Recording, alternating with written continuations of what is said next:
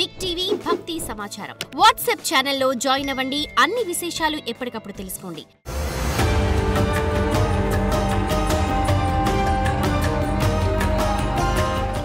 జై వీరబ్రహ్మ జై గోవిందమాంబ జై. నేను మీ కృష్ణమాచార్య శ్రీ బ్రహ్మపురం.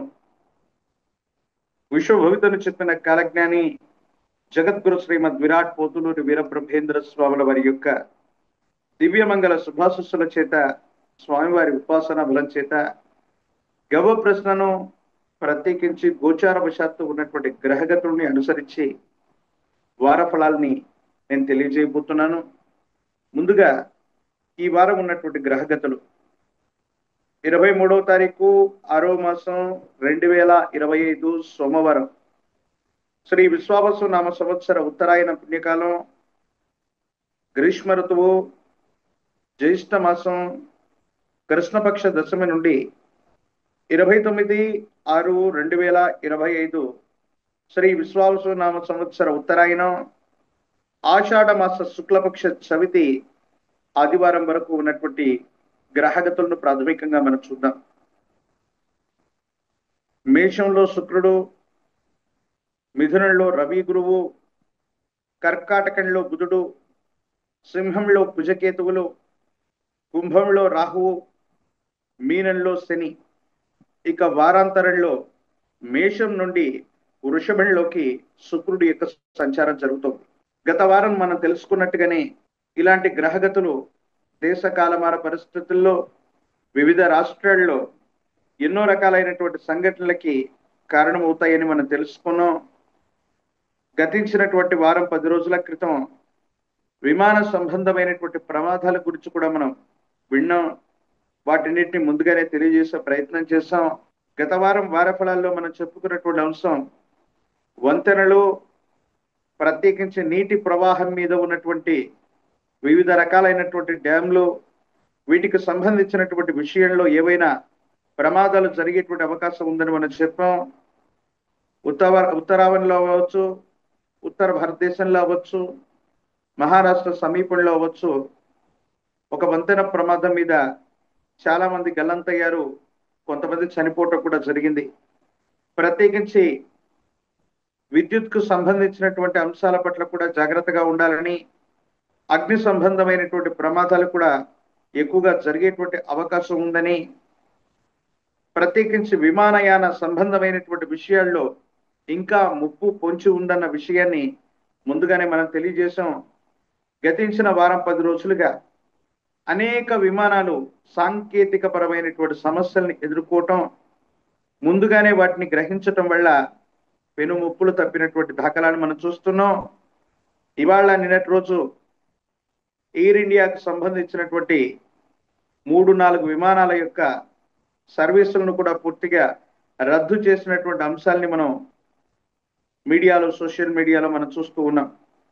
ఇక ఈ వారం ఉన్నటువంటి గ్రహగతులను అనుసరించి చూస్తే ఎలాంటి పరిస్థితులు రాబోతున్నాయి, ద్వాదశ రాశుల మీద ఎలాంటి ప్రభావం చూపెట్టబోతుందంటే మరికొన్ని ఇబ్బందికరమైనటువంటి పరిస్థితులు ఈ గ్రహగతుల వల్ల ఉన్నాయి.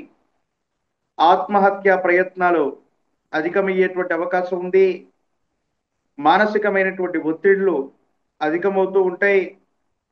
చాలా మంది బలవన్మరణాలకి పాల్పడేటువంటి ప్రయత్నాన్ని ఎక్కువగా చేస్తూ ఉంటారు. భార్యాభర్తల మధ్య అవ్వచ్చు, కుటుంబానికి సంబంధించినటువంటి స్థితిగతుల్లో అవ్వచ్చు, అనవసరమైనటువంటి వాగ్వివాదం, ఘర్షణాపూరితమైనటువంటి వాతావరణాలు అధికమయ్యేటువంటి అవకాశం ఉంది. ప్రమాదాల యొక్క తీవ్రత పెరగటం, ఒక గొప్ప రోడ్డు ప్రమాదం లేక రహదారులు రుధిరాన్ని తాగుతాయేమో అనేటట్టుగా వాహన సంబంధమైనటువంటి ప్రమాదాలు ఉభయ తెలుగు రాష్ట్రాలే కాదు, భారతావని మొత్తం కూడా పొంచి ఉన్నటువంటి దాఖలాల్ని మనం చూడొచ్చు.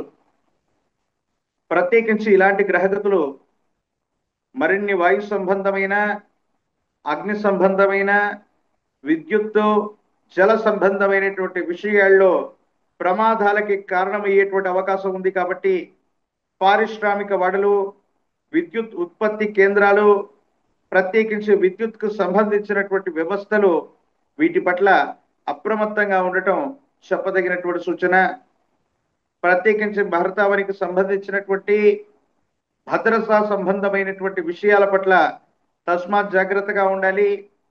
భద్రతా వైఫల్యం వల్ల ఒక ఉగ్రవాద కుట్రని మనం ఎదుర్కోబోతున్నాం. కానీ భగవంతుడు కాలం అనుకూలించటం వల్ల మన దేశానికి సంబంధించినటువంటి నిఘా వ్యవస్థ మరింత పటిష్టంగా ఉండటం వల్ల ఒక ముప్పు నుండి తప్పించుకునేటువంటి అవకాశం ఉంది. ఏది ఏమైనా ఉగ్రవాద కార్యకలాపాలు కొన్ని పరిస్థితుల నేపథ్యంలో భద్రతా వైఫల్యం వల్ల ఇబ్బంది కలిగేటువంటి అవకాశం ఉంది. దేశంలో అవ్వచ్చు, రాష్ట్రంలో అవ్వచ్చు, వివిధ ప్రాంతాల్లో కొత్త ఉద్యమాలకు తెరదీసేటువంటి అవకాశం ఉంది. ప్రజల్లో ప్రభుత్వం లేదా పరిపాలన పట్ల ఏదైనా సరే అసమ్మతి సెగ వల్ల ప్రజలు రోడ్డెక్కటం, ఒక ఉద్యమానికి శ్రీకారం చుట్టడం, ర్యాలీలు, ధర్నాలు, ఇలాంటి అశాంతిపూరితమైనటువంటి వాతావరణం కొన్ని వారాల పాటు కొనసాగనుంది. కాబట్టి ఈ విషయాల పట్ల కూడా ప్రభుత్వం మరియు పెద్దలు శ్రద్ధ వహించవలసింది. ఇక 12 రాశుల యొక్క రాశి ఫలాన్ని మనం ఇప్పుడు తెలుసుకునేటువంటి ప్రయత్నం చేద్దాం.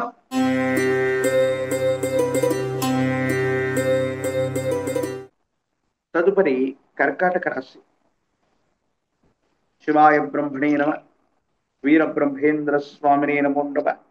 జై వీరబ్రహ్మ, జై గోవింద పంపతి. కర్కాటక రాశి జాతకుల జీవన గమనంలో అత్యంత అనుకూలవంతమైనటువంటి కాలం, సానుకూలవంతమైనటువంటి పరిస్థితులు ఉన్నాయి. కానీ వ్యయస్థానంలో దేవగురు అయినటువంటి బృహస్పతి వల్ల కొత్త నిర్ణయాలు తీసుకోవటానికి లేదా కొత్త ప్రయత్నాలు చేయటానికి కొంతకాలం మనం ఆగవలసి ఉంది. కొన్ని పరిస్థితుల నేపథ్యంలో వేగవంతమైనటువంటి ప్రణాళికల ద్వారా ముందుకు వెళుతూ ఉన్నప్పటికీ కూడా ఎందుకో తెలియదు ఒక స్తంభన ఏర్పడుతుంది. కానీ పాత ప్రయత్నాలు, పాత సంస్థలు, వ్యవస్థలు చాలా వేగవంతంగా ముందుకు వెళుతూ ఉంటాయి. ప్రయత్నాన్ని చేస్తున్న సానుకూలవంతమైనటువంటి స్థితిగతుల్లోనే జీవితం ఉండేటువంటి అవకాశం కనపడుతూ ఉంటుంది. కుటుంబానికి సంబంధించినటువంటి వ్యక్తులు, కుటుంబానికి సంబంధించినటువంటి పెద్దలతో అనుకూలవంతమైనటువంటి సంబంధ బాంధవ్యాలు ఉంటాయి. సానుకూలవంతమైనటువంటి స్థితిగతుల్లో జీవితం ఉంటుంది. భవిష్యత్ అంతా కూడా చక్కగా ఉంటుంది, యోగదాయకంగా ఉంటుంది. సానుకూలవంతమైనటువంటి ఫలితాన్ని మీరు తప్పకుండా పొందేటువంటి అవకాశం కనిపిస్తూ ఉంటుంది. దూర ప్రాంత ప్రయాణాలు చేస్తూ ఉన్నప్పుడు సెల్ఫ్ డ్రైవింగ్ విషయంలో మాత్రం తస్మాత్ జాగ్రత్తగా ఉండటం చెప్పదగినటువంటి సూచన.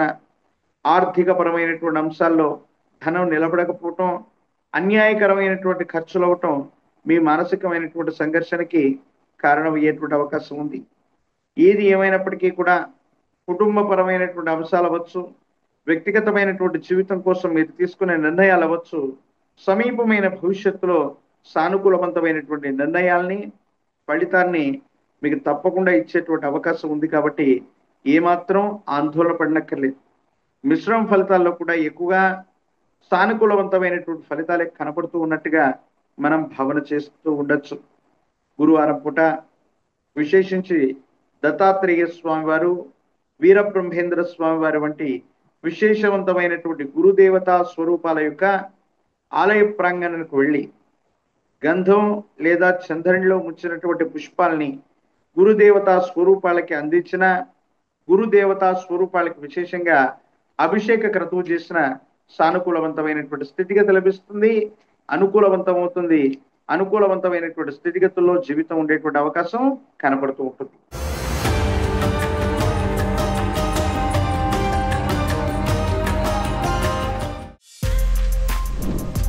For more videos like this, subscribe Big TV channel.